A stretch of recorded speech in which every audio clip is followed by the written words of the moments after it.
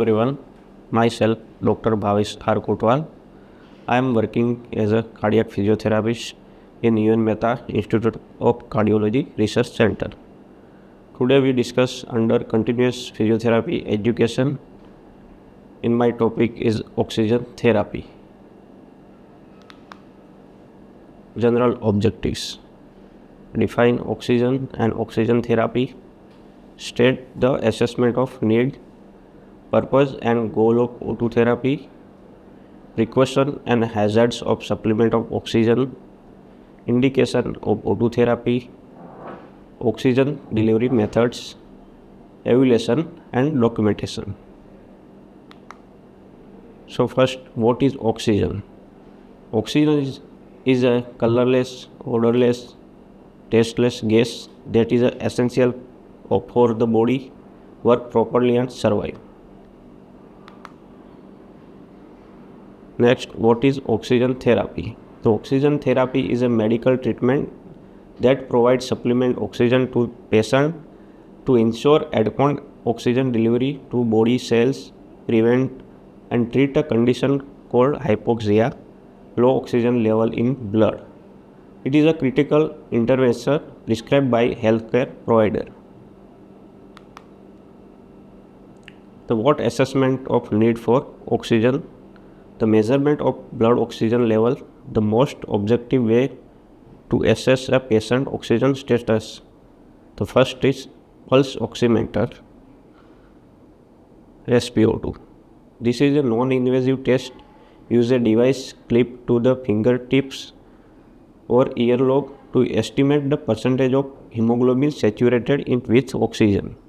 The normal healthy adult range is typically 95 to 100%. The reading below 94% in acutely ill patient usually indicate the need for supplement oxygen to reach a target saturation.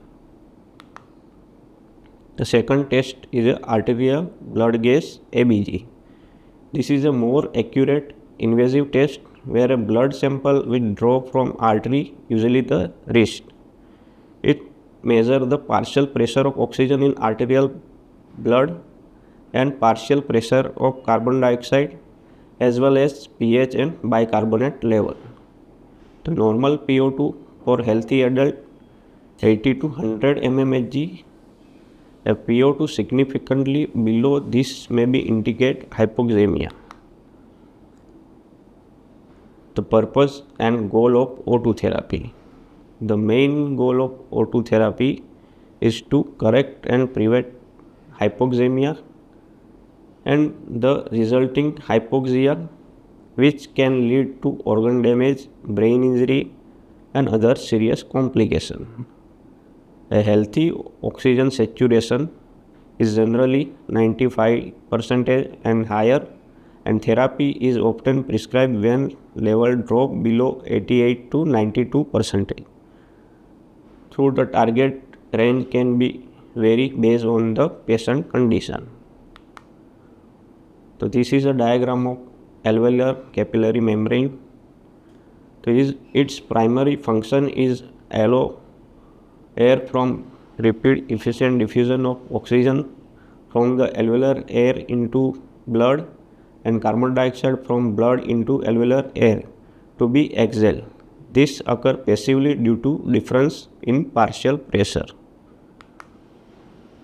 The goal of oxygen therapy, the correcting hypoxemia, the increasing alveolar and blood level of oxygen, decreasing symptoms of hypoxemia. The O2 therapy can help relieve symptoms associated with the certain lungs disorder, including dyspnea, may improve mental function. The minimizing of cardiopulmonary workload.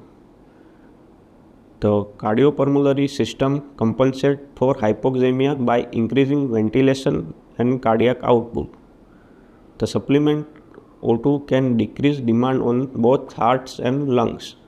The hypoxemia causes pulmonary vasoconstriction, pulmonary hypertension, increase the workload of right side of heart. So, increase the workload over the long term can be lead right ventricular failure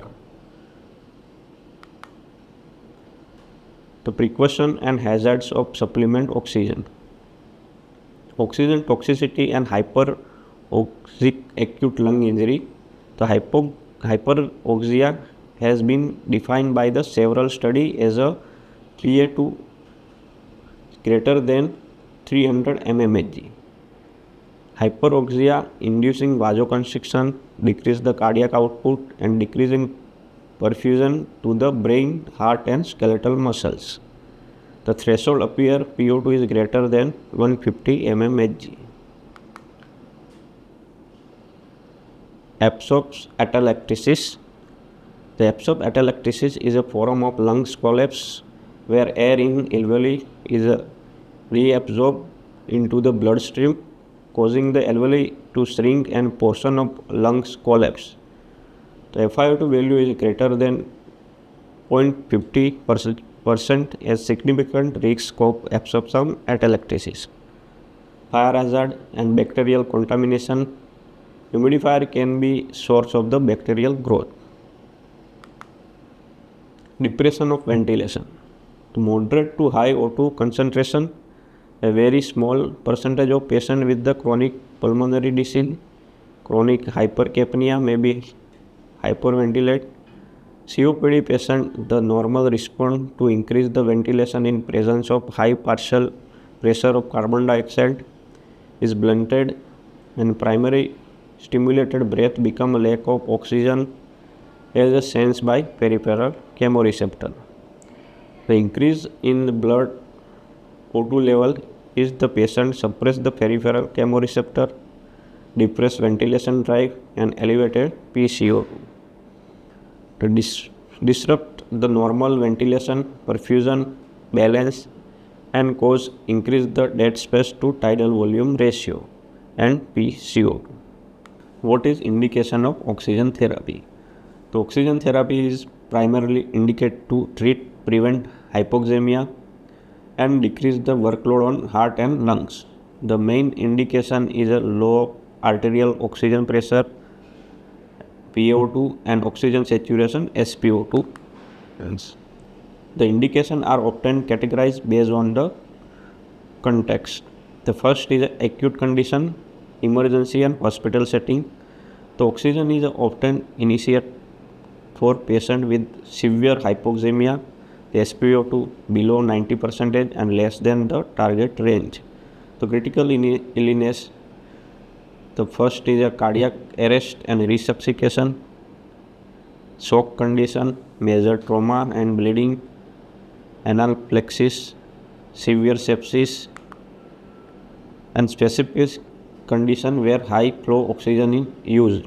So carbon monoxide poisoning, cluster headache, depression, sickness, decompression sickness, require hyperbaric oxygen therapy, pneumothorax, acute respiratory failure from condition like pneumonia, severe asthma.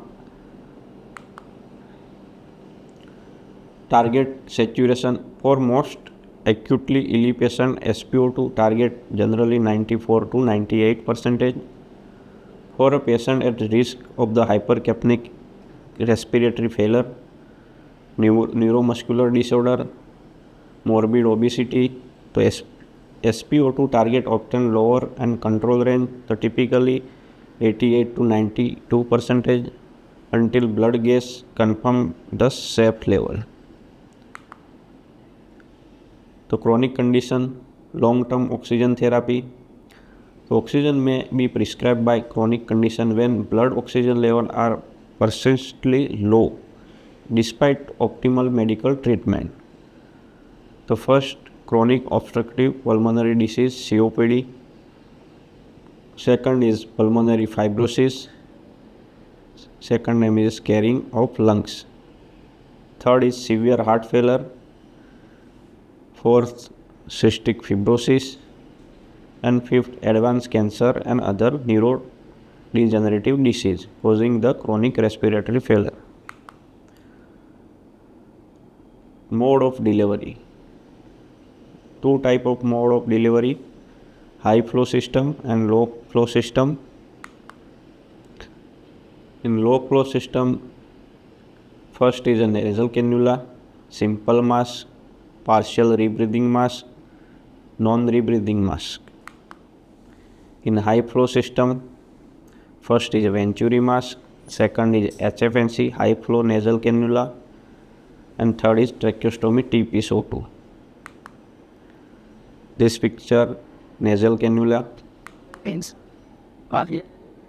The nasal cannula is a disposable plastic device with two protruding prongs for inserted into nostril connected and an oxygen source. It is used for low medium concentration of oxygen. It provides 24 to 44% of oxygen. This is a diagram of nasal cannula. Low flow system 24 to 44 oxygen supply. 1 liter per minute it provides 24%. 2 liter per minute is provide 28%. 3 liter per minute it provides 32% of oxygen. 4 liter per minute it provides 36% of oxygen, and maximum 6 liter per minute it provides 44% of oxygen. The priority of nursing intervention. To check frequently the both prongs are in the client nurse. Never deliver more than 2 and 3 liter per minute client with the chronic lungs disease. The advantage. The client to able talk and eat with the oxygen place, easily used in home setting. What is disadvantage? The max cause irritation to the nasal and pharyngeal mucosa if oxygen flow rate are above 6 liter per minute and variable FiO2. The second is a face mask. The simple oxygen mask, partial rebreathing mask, the non-rebreather mask, the Venturi mask. The simple oxygen mask is made of the clear, flexible plastic or rubber that can be molded to fit the face. It's deliver 95% to 60% of oxygen. The flow rate of 6 to 10 liter per minute. Often it is used when an increased delivery of oxygen need for short period of time, less than 12 hours. This diagram in simple mask that provides 6 to 10 liter per minute and maximum oxygen delivery is 35 to 60% of oxygen.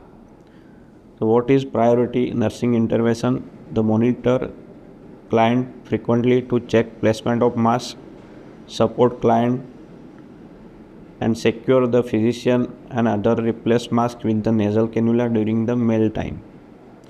Advantage. Can provide increased delivery of oxygen for the short period of time. Then disadvantage. Tight seal required to deliver higher concentration. Difficult to keep mask in position over the nose and mask. Potential for skin breakdown. Wasting, uncomfortable for patient while eating and talking, and expensive with the nasal tube. Partial rebreather mask. The mask is have with the reservoir bag must remain inflated during both inspiration and expiration. Its collection of the first part of the patient exhale air. It is used to deliver oxygen concentration up to 80%. The oxygen flow rate must be maintained at 6 liter per minute. Ensure that patient does not rebreathe large amount of exhale air. The remaining exhale air exit through the vent. The non-rebreather mask. This mask provided higher concentration of oxygen, 95 to 100% at flow set 6 to 15 liter per minute. It is similar to partial rebreather mask except two one-way valve prevent conservation of exhale air. The bag is an oxygen reservoir. The partial rebreather mask, low flow system, it provides 75 to 80% oxygen. Priority nursing intervention. The set flow rate so mask remain flow full during inspiration. Keep reservoir bag free and twist and kink. What is advantage? The patient can inhale room air through the opening in mask if oxygen supplier is briefly interrupted.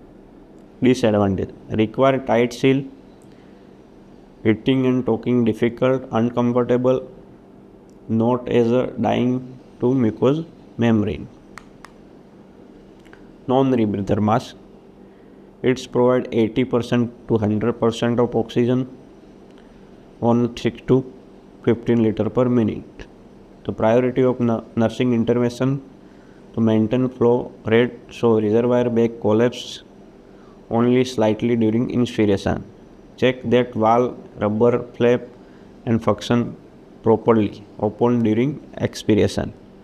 Monitor SpO2 with the pulse oximeter. The advantage: the deliver the highest possible oxygen concentration suitable for patient breathing spontaneous with the severe hypoxemia. Disadvantage: the impractical for long-term therapy, malfunction cause CO2 buildup, suffocation, expensive, feeling of suffocation, uncomfortable and costly. Venturi mask.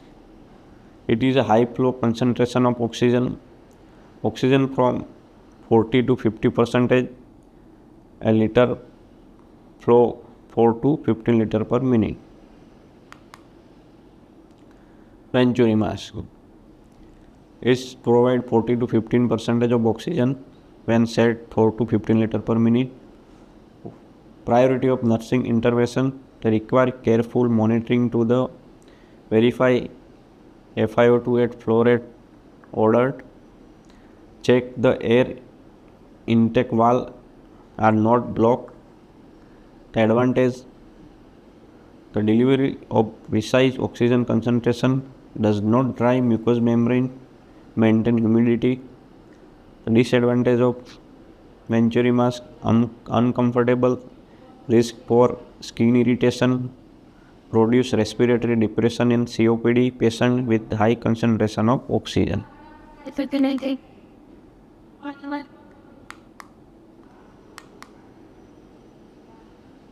Color code of Venturi mask.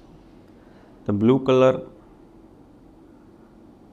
it's provide 24% of oxygen when set 2 to 4 liter per minute. White Venturi mask, 28% of oxygen provide when set 4 to 6 liter per minute oxygen. Yellow, it's provide 35% of oxygen when we set 8 to 10 liter per minute. Red is provide 40% of oxygen when we set 10 to 12 liter per minute. And green is provide 60% of oxygen when set 12 to 15 liter per minute. T-piece. Use on of it tube when weaning from ventilation, provide accurate FiO2, provide good humidity. The common high flow device, first is Venturi mask. It provides 24 to 60% of oxygen when set 4 to 15 liter per minute. Use color code and check to set precise FiO2 regardless of breathing pattern. The high flow nasal cannula HFNC up to 60 liter per minute in adult and 21 to 100% of oxygen provide. Deliver heated and humidified gas, provide PEEP and dead space washout. The evaluation: breathing pattern regular and normal rate, pink color in nail bed, lips, conjunctivitis of eye, no confusion, disorientation, difficult with cognition, the arterial oxygen concentration or hemoglobin. Oxygen saturation within the normal limit. So documentation. So when date, time, when oxygen started, method of delivery, oxygen concentration and flow rate, patient observation, add oronasal care to the nursing care plan. Reference: Physiology of Oxygen Therapy, Dr. Linda, and Egan, Fundamental of Respiratory Care, Dr. Egan. Thank you.